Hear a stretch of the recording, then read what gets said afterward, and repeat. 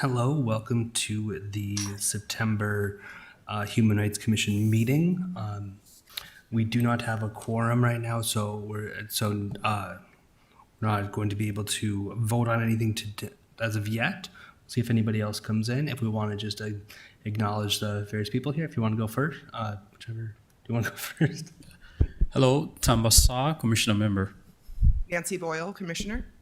Cody Severson, Chair. Kristen Nelson, Commission Member. And somebody online, I think.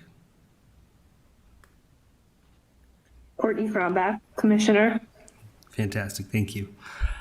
All right, and so we just had the agenda in front of us. We don't have I think the meeting minutes will be sent out via Ahmed later on.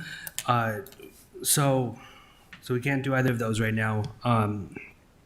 So discussion on a chair and a vice chair, though, we won't be able to vote on that either right now, but we can at least talk through it. According to our bylaws, the chair and vice chair, I believe, are both two-year terms that need to be voted on each year. And so I am at the limit of my 2 years that I'm able to be here as the chair, and I believe Saku also. Dr. Hogan, do you know if Saku's at his 2 years at the vice chair? Did he meet the 2 years? I don't remember. No. Okay. I believe the answer is yes. Okay. We would need to vote on a new chair and a new vice chair and the new member at large, the third person on the executive committee. We'll do that at the next regular scheduled meeting that we have then. If anybody would like to be nominated for any of those, you're welcome to. I guess that's all I have on that for right now. Anything else we need to say about that? No, we can't make nominations without a quorum here. So as soon as we get a quorum, either today or the next time we meet, as long as it's on the agenda, we'll be able to pick the new chair and vice chair. So maybe clarification on that piece as well. Yeah. Since we have current members in the chair, vice chair, and member at large position, would we be taking new nominations, or would the vice chair then become the chair, the member at large become the vice chair, and then we would nominate for somebody for that member at large position? It is certainly a norm to see the vice chair become the chair, but it does not have to be that way. Okay. So there's flexibility per se. Correct. Gotcha. Appreciate it.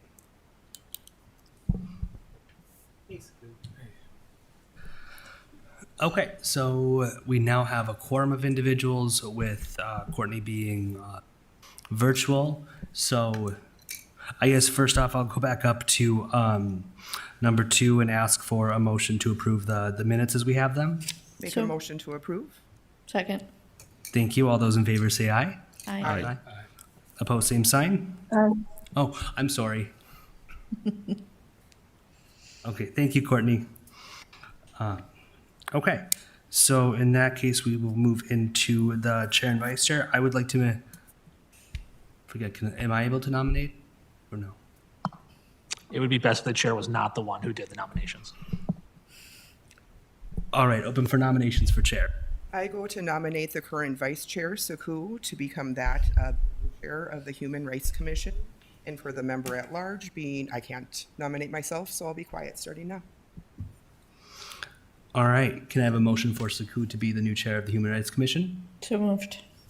And a second? Second. All right, any discussion on that? Saku, is that okay? Okay. All right, all those in favor of Saku Sirleaf assuming the role of chair for the Human Rights Commission, say aye. Aye. All opposed, same sign. Oh, thank you. I need to wait that moment, Courtney. I'm sorry.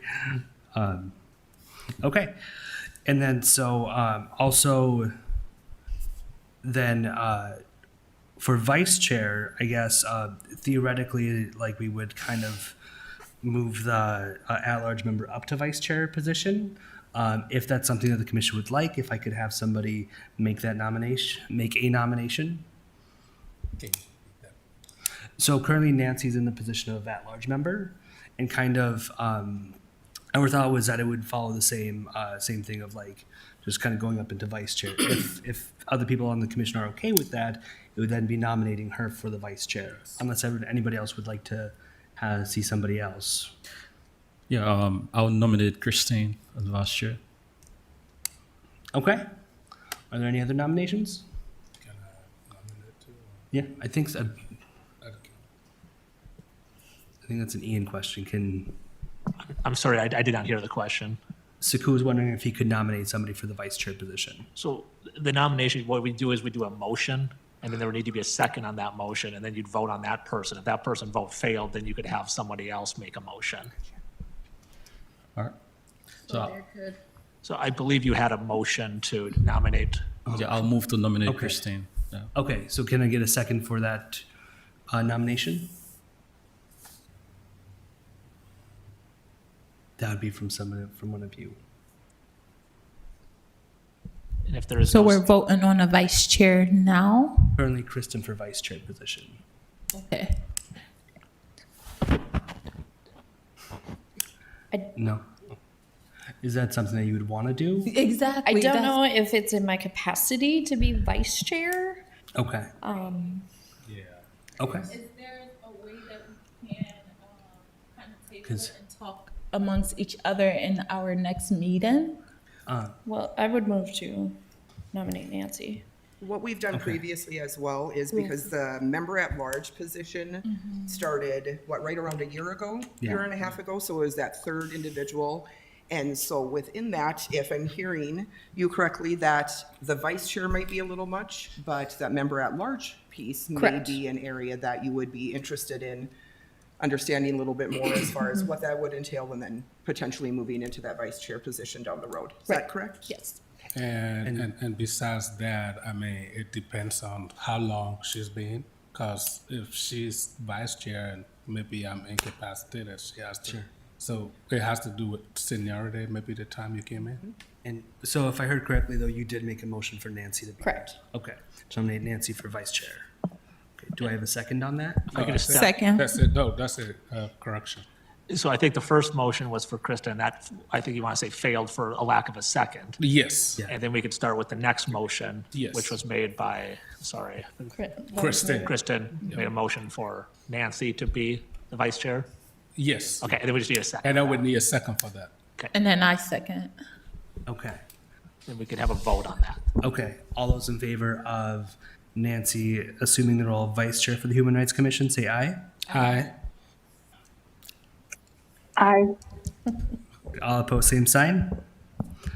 All right, motion carries for Nancy Boyle as vice chair of the Human Rights Commission, and then so right now we have that third member that is the Member at large. Member at large, yes. And so I guess Come back and take its motion from Kristen. Oh, what was that? So you want to nominate her? Oh, for member large. Okay. Yeah, so I'd like to move to nominate Christine as member at large. okay. I second. Okay. Motion second. Can we move in? You didn't have to have a vote. Okay. Yep. All right. All those in favor of Kristen Nelson taking on the at-large position in the executive committee, say aye. Aye. Aye. Aye. All right. Opposed, same sign. All right. Motion carries. Kristen. So we have a new executive team for the Human Rights Commission. Then, thank you very much, folks. That's great. Yay. Okay.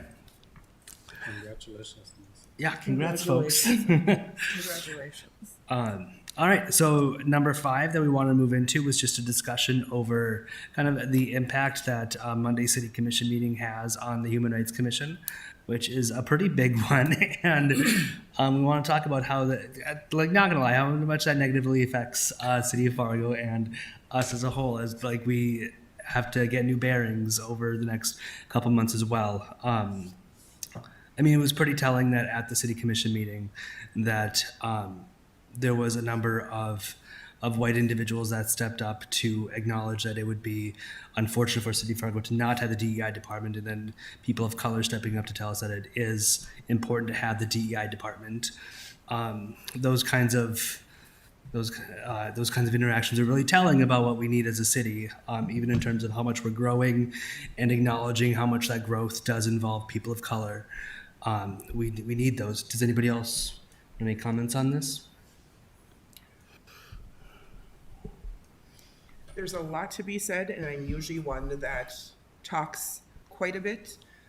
Within this, I hope that the city at large continues to look at the reality of the makeup of this community, not just that of national origin and race, but looking at all protected classes that need that additional voice. I mean, systemically, we've seen throughout our nation in the world of voices not being heard. And that's not only why we exist, but we need the city to understand that. Not just understand it, but live it and breathe it. A couple meetings ago, I think I spoke of, we can say a lot, but where's the action?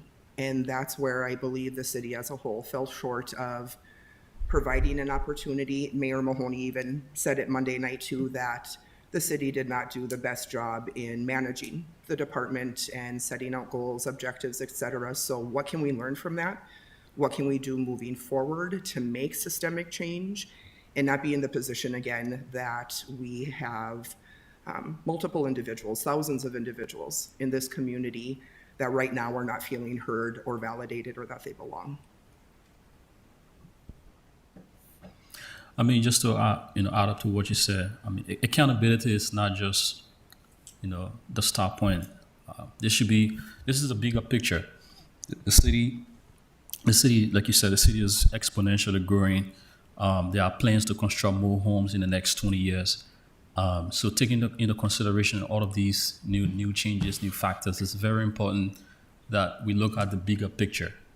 It's not just about, okay, the DEI is not giving the necessary impact as needed to the community, but it's more about embracing new Americans, embracing new Fargoans, and just creating that general settings that everyone can feel involved and part and parcel of. A lot of the decisions that is about to be made, careful that has to be thought of. Like for example, one of the positions that they're about to get rid of would be the public health analyst position in the name of budget shortcut. I know that's perhaps might be out of our range, but I'm just looking at the technicality of the decisions. If you look at public health analyst position, you're saying it's not necessary. I don't know.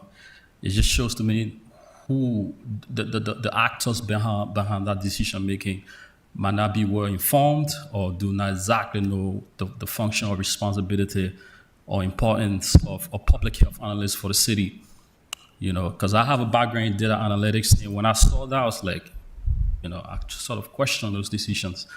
But just coming back to DEI, I hope that they can really look into that. And one thing that also caught me was one of the commissioners talking about DEI will be embedded in the various departments. Like, how possible is that?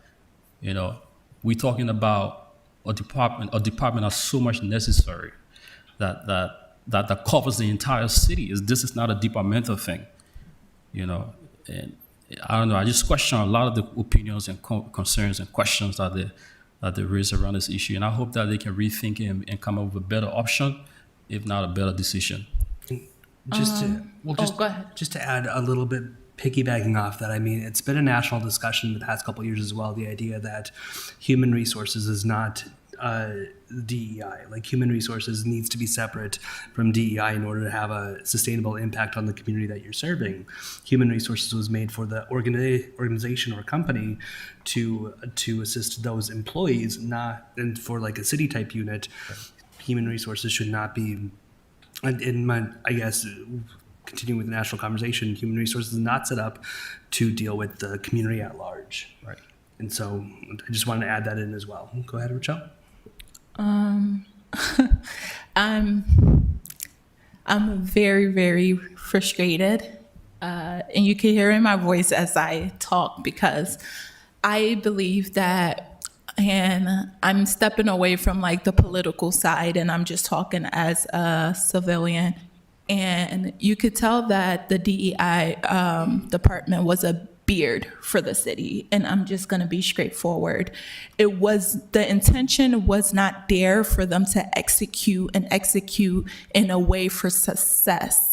I want for everybody to be fully aware of it, because for the mayor to go ahead and acknowledge that there was not a goal, and then for us to be holding them accountable for not reaching set imaginary goals is crazy to me. The department itself was set up to fail. And it was set up to fail in a way where they could then go ahead and say, hey, we tried. To merge the DEI department with human resource is incredibly,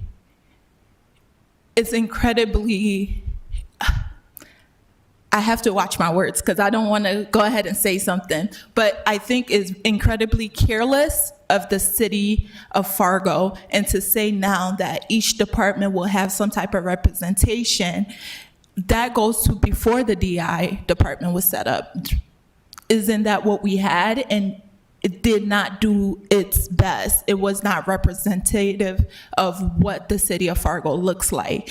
There's a lot of people who are truly going to be impacted when this department goes. And it's not, and I want you guys to take your mind out of the Black immigrants that's here. We're talking about the LGBT community. We're talking about the handicapped community. We're talking about the homeless community. There's so many community that is going to be affected by this decision, and it's so careless for us not to think beyond what we have set this imaginary goal of, and to go ahead and them keep making decision that's not benefit in Fargo. It's like we're moving backwards in a sense.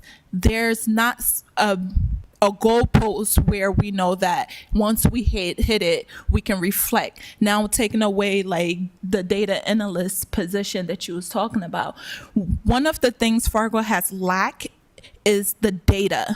We don't have data about anything. We don't have data about the minority community. We don't have data about immigrants moving here. We don't have data about the minorities or in the fire department, police department, whatever department. We lack so much data. And then you finally bring someone who can bring these data up, and then you're getting rid of the position.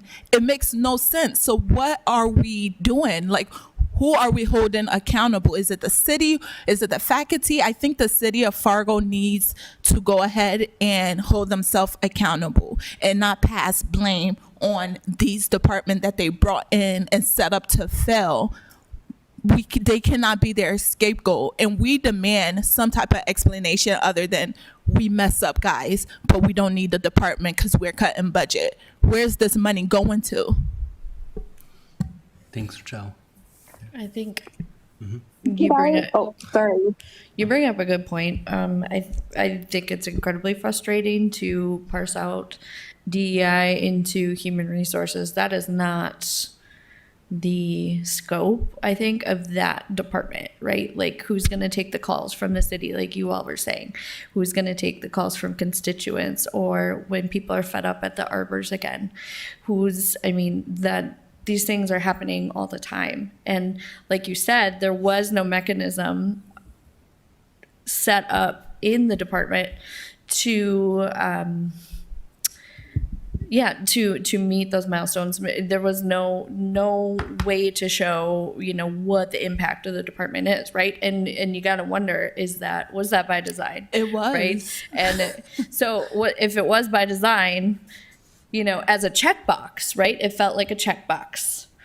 And it's frustrating because DEI work is so impactful and so incredibly powerful, especially when we keep talking about, and our city commissioners keep talking about, how Fargo is supposed to be this welcoming community on the Red River, right? Like, we are the welcoming community here, yet it doesn't matter. Like, we take our wonderful leader who is well educated in the department or in DEI, and just take it away because, we tried.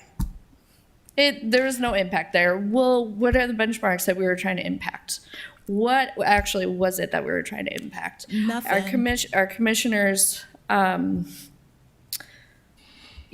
think it was easy for them to say, it's something that has been on their chopping block forever, for the political purpose, right? To save the face, to save from the phone calls about when our friends were here talking about the genocide that was happening in Gaza. That's now one thing that, we don't need to handle that anymore because we got rid of DEI. It's just one less thing to do. And, but you know what is important? The Fargo Dome expansion. I'm sorry. It's incredibly frustrating. Yes, Like, that's Courtney, yep. Preface some insight. Okay, thank you. And I mean, I'm going to preface this with I'm a new commission member and I don't have a lot of the background that all of you have, but I can sense that there's frustration in terms of where the oversight of our commission is going to lie. And I am wondering what our role is in helping or ability to influence that and provide some recommendations or a strategy that we think could be best to continue this work. Also, knowing that this might translate some responsibility to us as commission members. So is there still the potential for us to make those types of recommendations? And if we do that and it's not within the human resources division, what is the best division? And how can we help to set the stage for making an action plan when somebody calls in with a matter that impacts us? And also, how can we work with the city to determine how we can provide some measurable items and accomplishments that we can progress through our commission and communicate those to the community? Because if there is any way to reestablish this division in the future, we're going to need those accomplishments and facts and data behind us. And I heard someone mention that the data right now is lacking. So how can we help support that? And I'm gonna look at the camera. Everybody out there watching us and that's possibly gonna be reviewing this, go vote. That is basically the answer to every single thing. Go vote. We have some people who are currently sitting on our commissioner post who basically gave us sugar water and said they're going to stand for a community that is not visible to the city of Fargo. And Put yours a little bit farther away. Thank you. we have commissioners that entire run-in was on the betterment of Fargo, especially the marginalized people, and they're voting against the DEI. They're voting against public assistance. We gave them our vote, and now when that call came out, they're not pursuing or basically keeping their word. So the biggest thing that we can do is put in representation on the city of Fargo, in our governor chair, in our city council, in all of these important seats here locally for them to make the changes that we're desperately asking for. Go vote. And to that point, I think there was only about 8,000 to 9,000 people that ended up voting for the last city commission, which is only a tenth of the population of Fargo. And so like that outreach needs to be expanded. Yes. To Courtney's point, just to put it out there, I believe that's a conversation between Dr. Hogan, more Brenda Derrick, probably your department, and then Nicole Crutchfield's department to establish the leadership we have moving forward. The vibe that I get is that we're gonna go back to planning, which it's just unfortunate to not have individuals designated for us. But Brenda, do you have anything to add on that, or no? Should I? No. Okay. I was here on Monday for the city commission meeting, and I think the whole thing is contrived. It's the budget is just a pretext to the actual intention. Nobody is stupid. We're not foolish. They knew exactly what they wanted to do, so they had to draw a false equivalence. So DEI does not stand alone, so they had to go into health to eliminate something from there, to have a false equivalence that, oh no, it's not just DEI, we also did it here too. That is preposterous. The city government is insincere, and I will say that emphatically. They've been insincere. Very, very insincere. And being lazy too.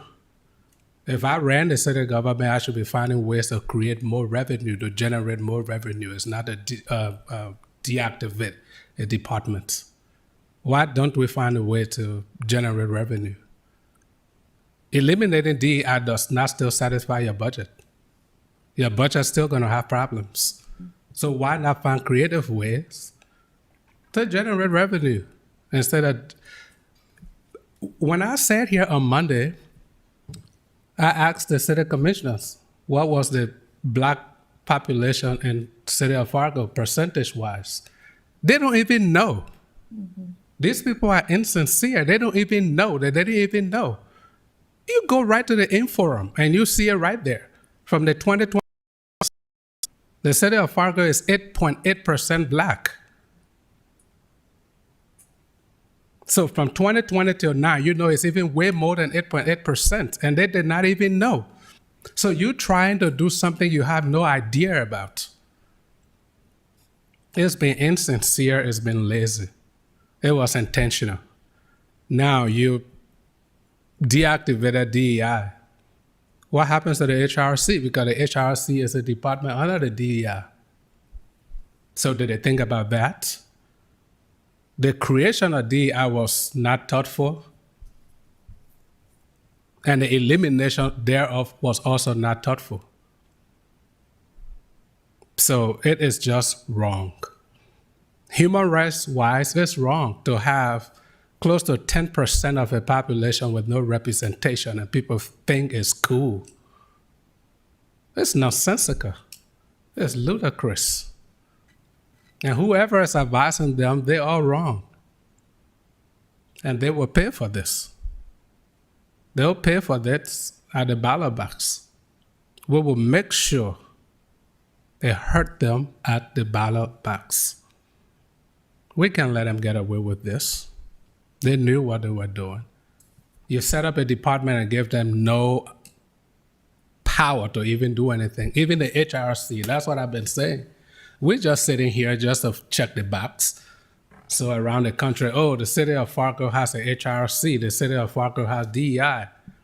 If you don't want to create a department, you don't have to copycat from other places. You don't want it, you don't want to let people know that, yes, there's no city of Fargo is not an inclusive city. No, but the city is making great strides towards diversity, equity, and inclusion. We want a more inclusive city. That's what we should all be fighting for. It doesn't matter what happens.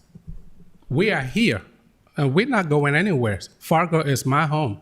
I'm a business owner here. I work, I pay taxes here too. So don't I count? Don't people of color count? Don't we pay taxes here? Are we not all helping to grow the city? So why can't we have representation? If we don't have any seat in the city commission, at least we can have a voice through DEI. And you say, no, you're going to cancel that and they go to hurt the Department of Health because you want to draw false equivalence. It is shameful.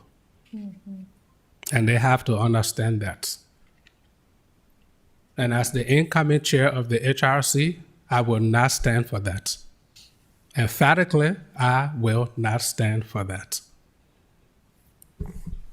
Yeah, and just to piggyback of that quickly, this is a typical example of a situation where voters or residents of Fargo needs to pay attention to when it comes to electing these commissioners, these city, local city authority.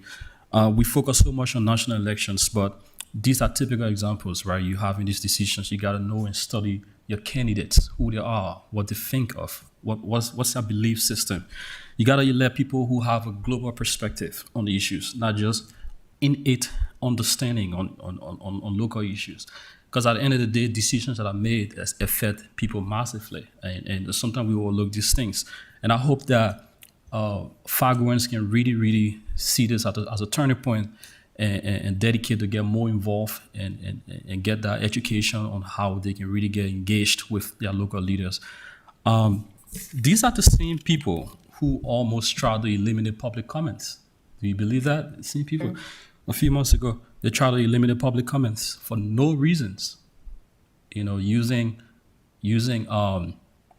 talking about their budget, city budget, and stuff like that as an excuse. There wasn't much time to create room for public comments. So if you have a leadership or a group of people who say, hey, public comments needs to be limited to it's not necessary, how do you perceive that? Because they don't care about the that's people our that lead. understanding. They don't care about the people that lead. That's why I don't trust the decisions they make, and I question a lot of this thing to do. Yeah. And I think one of the only other comments I'd like to make on it is just that I think that next to DEI, maybe the smallest department inside City of Fargo was the inspections department, which has been struggling at like a handful of people for a very long time. And just acknowledging that a handful of people were having a difficult time administering services to the entire City of Fargo, let alone 2 individuals in one department that were assigned to handle services for City of Fargo. And it's just it doesn't seem plausible to me to have to be able to make any sort of movement or have effective effort in that way with 2 individuals. We need the department needed more to be able to thrive. But any last comments we want to make in this area right now? Yeah, the question I would like to ask now the city leadership is, what happens to the HRC? Sure. Because the HRC function under the Department of DEI. So if DEI is eliminated, automatically the HRC is also eliminated. So what happens to the HRC? Yeah, Not that's a- also my question. Not eliminated. That would take more.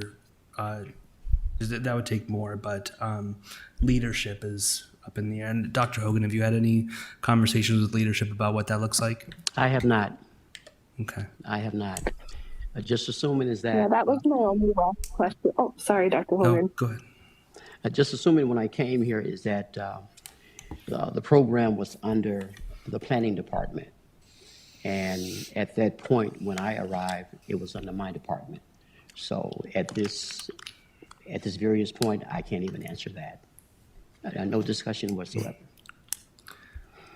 So are we sunsetting a program and with no way forward, or no, where does that come from? Do we, as the executive team, The problem is it's not meet just with, to designate the path forward on So- leadership? That's a conversation between the 3 of you, Dr. Hogan, Nancy, hopefully Brenda, and Mike Redlinger, and then over the next month or 2, and is find what happens and bring that to the next meeting. This is very dangerous. The fact that even the talk of or whispers of the elimination of this particular department, and knowing that there's subcommittees or commissioners that's under it, and not properly even informing us or giving us the play-by-play on how this is gonna look, and then who by November are we going to be talking to, and who are we going to be reporting to, and who's going to be in our department. And the way everything is set up, and I keep going back to, it's just set up for us to fail. We are just left So alone. It's I've thought about that. Yeah. So I think it is how we're gonna start to build it out, right? I think if this is important to us, and it very much is, we need to ensure that our voices are at the table for when we have those working meetings, when we have our own commission meetings, so we can say these things and get them on the record for the city to hear. But we also intentionally plan that path. So I think that'll be the work of the executive committee going forward. And we can't use this time as a time to just be like, oh, well, They think we're worth nothing, so we're going to complain and not be worth anything. We need to take these things, and we need to ensure that we all show the value and show the importance, because I know, I was hoping some members of the community would be here today, but there's a lot of people around the city that do depend on the work we do. I definitely understand what you're saying, but it only takes me back to our meeting we had a couple of weeks ago, or like I think a month ago, where I asked a straight up answer. What are we here for and what do we do? And it's word for word, verbatim, we only can recommend. So even us fighting for the Israel and Pakistan issue, right? We got tabled. So my whole thing is fighting for our personal issue.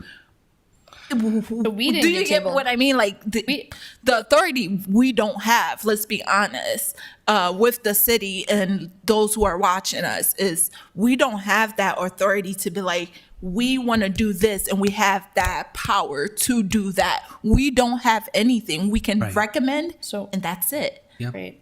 Yep. And our recommendation went to the city council. We didn't get tabled. It went to the city council, which the city council voted. I mean, Yeah. those.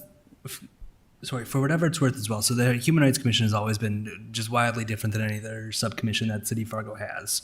We've always asked to do things like a lot differently than any other subcommission, and it's always thrown lots of wrenches out there.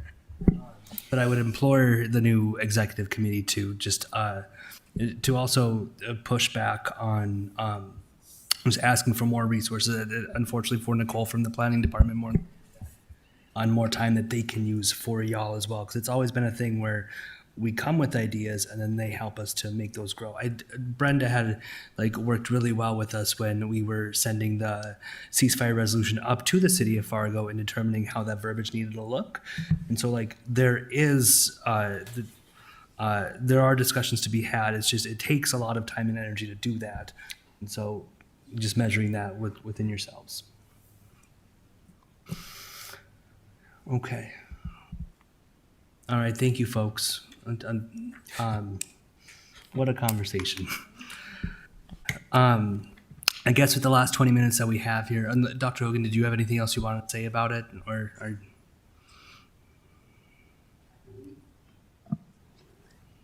I think that you guys have said it's been well said. It's been well said. I have nothing to say. Thank you so very much. Right. And with that, we'll move into announcements. Nancy, I think that you have a stack that you'd like to go over for us. Yes, I should make it through this in the next hour, only 3 folders worth. I'm kidding. Many times I'll bring up upcoming events or awareness events as well. So want to make sure everybody's aware. We are currently celebrating National Hispanic Heritage Month.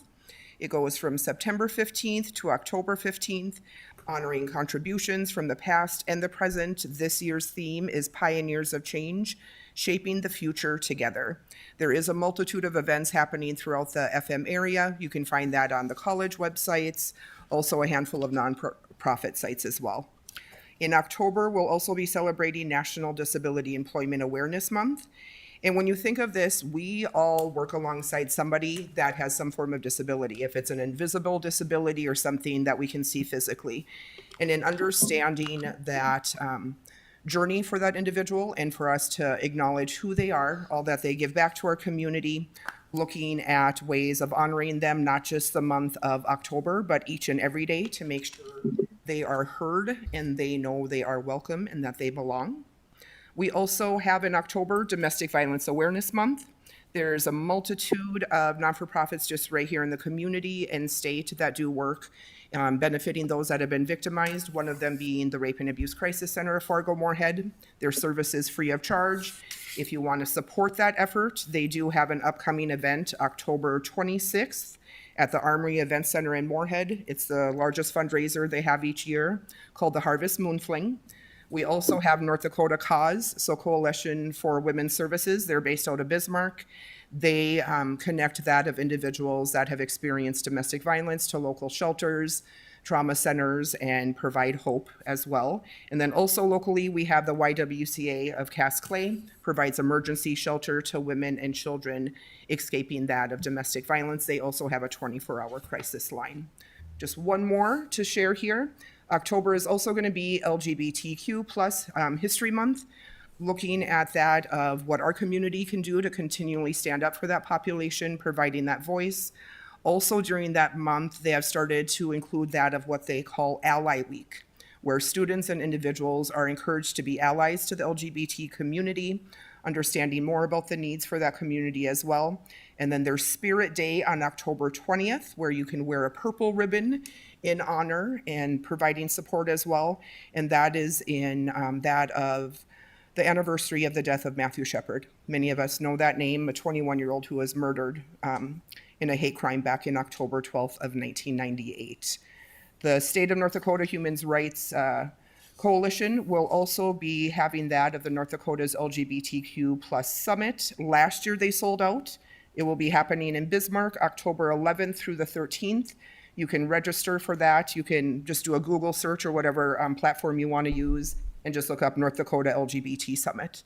So for those of you that are wanting to attend that, provide that support as well, sign up sooner than later. Yes. So it's not sold out. It was so much fun. It's so much fun to come And to. I think the Human Rights Coalition is also having an informal conversation at Bruhala Yes. tomorrow at noon. Yes. I think just to talk about state efforts. So there's that as well. Yay. So that's it for events. And then one additional thing as well, many of you probably follow Prairie Briefing online format as well, but just I printed out an article that came out on the 3rd, and I won't read the entirety of it by any means, but looking at that of homelessness. And it was written by Beth Olson, FM Coalition and a homeless member, and really taking a look at the new city's ordinance and resolution about camping and public property, making sure that we understand exactly what can take place, what can't take place, so we can advocate for others as well. I know school started. One announcement is that Job Corps is reaching out to those who wants alternative learning, like between like 16 and 24. You can go online to jobcorps.com. It's for high school students who are struggling and want alternative learning. If you're done with high school and you just want to further your education or drop out or anything, definitely visit their website. I think that's funded by the state of North Dakota, isn't Yeah. it? Yeah, that's good. So look into it. Is Project RAI doing anything lately? Do you have anything coming up? Not right now. We are going to be we'll be a sponsor for the summit, though. Yeah. I can't attend the summit this year. I'm just gone too many weekends in October for other things. So unfortunately, I don't get to go to that. But if you can attend, attend. Courtney, did you have any updates or announcements? I don't. Okay. Oh, I do want to say it was mentioned that we should really keep in mind the MLK and Juneteenth events because some folks are wondering if we will still be sponsoring those and working with like Fred and things. So I think we should really, coming up, put a push in for that. And I mean, that's a good point to make as well, because I think the last Juneteenth, I think that went through the city of Fargo itself. Yeah. And so I think Fred came up to the City of Fargo Finance Committee and made and asked them for the City of Fargo directly for like $10,000 or $15,000, and so it's like that was, and so stuff like that's not going to go away. I would assume not. But you're right. That's good to keep on the radar. Yes. Though 6-7 months. Yep. Perfect. And then y'all will start talking about Martin Luther King Jr. Day coming up soon too. That'll be fun. It does. Yeah. I don't know if subcommittees have met over the past month. Anybody that they want to say about those? No. Legislature starts pretty soon. So Does it? Yeah, the session will start in January. Planning and we'll get hints about bills probably in December. Okay. I know, Tom, I think you were going to be talking with Hamida about that. So maybe in the next few months, Yeah, right. we get more there. Okay. Anything from staff updates? Another Oh, sorry. announcement, vote. Right. November, vote in, Jeez. vote, re-up about your local candidates. November, I plan on hosting all candidates in the park.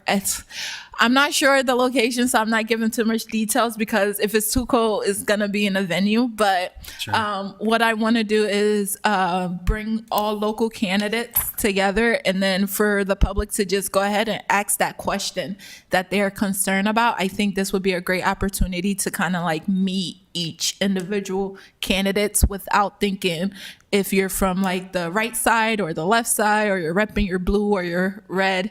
So I will have more information about this next month. Okay, guys? Great. Any more updates from that corner from staff? No. Ian, everything we did was okay. Spot on. Okay, thank you. Okay, so then lastly, we will go into public comment. Do we have anybody signed up? There's none. Okay. Did you want to make a comment? No? Yeah. You'll pass? Sure. Yeah, and for whatever it's worth, I mean, small group, we've still got Shane Netterville on the mind. We've still got the ceasefire resolution on our mind. Just so many other small projects that we did that we're scrapping together still. So yeah, more to come in the next few months. I hope. All right, and Yeah, sorry. Go ahead. no, go ahead. Yeah, I almost forgot, but yeah, after the vote on Monday, I've been consulting with few individuals here and there, and we trying to call on good people of conscience within the city of Fargo to join us in this fight. We'll be reaching out to you. We can let this just slide. I think we need representation. So the Black struggle has never been fought by just Black people alone. We have had allies from other demographics that have joined in to, move civil rights to where it is today. And we still want to make this passionate plea, this call, still to people of conscience within the city, that we would not stand for this. Please join us. Let us petition the city. We can have a change. We still need a Department of Diversity, Equity, and Inclusion. If we need to revamp it, let us revamp it. If the department failed, it failed because the city leadership failed. Because when you set up something, you have to give a term of reference so it can succeed. So the blame should not be on the department. It should be on the city leadership. So I want to call on good people of conscience. Please join us in this fight. Thank you. Just want to echo what Saku just shared as well.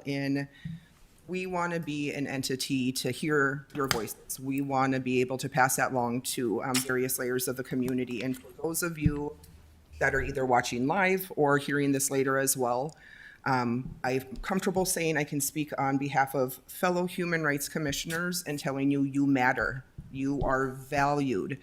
You belong. You may not feel like it many times, but we want to be that entity to bridge that gap.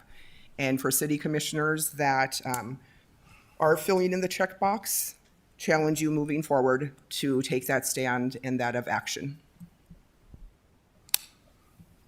Yeah, and just to piggyback also on Saku, this call isn't just being narrowed down to the black community. It's about all races, right? All people who feel somehow challenged.